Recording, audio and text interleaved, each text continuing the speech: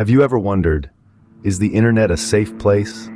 Today, we'll delve into the intriguing world of internet safety and discuss how to make our digital lives more secure. The internet, a vast landscape of information and connection, offers endless opportunities for learning, networking, and entertainment.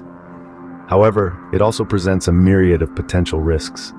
From cyberbullying to identity theft, the threats are real and ever-present. One of the first steps in ensuring safety online is understanding the concept of personal information.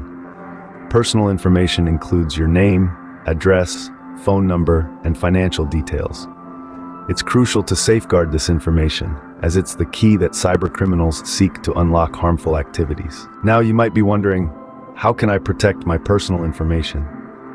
Well, it starts with strong, unique passwords. Avoid using common phrases, personal details, or sequential numbers.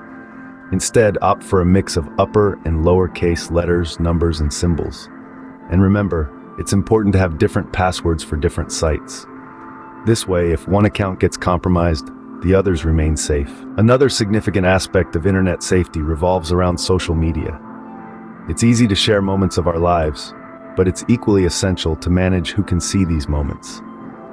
Adjust your privacy settings on social media platforms to control who can view your posts and personal details. Remember, once something is online, it's challenging to completely erase it. Emails can also pose a threat to your internet safety. Scammers often send out phishing emails that appear to be from legitimate companies. Be wary of emails asking for personal information or prompting you to click on a link. When in doubt, contact the company directly to verify the authenticity of the email. Equally important is the safety of children online.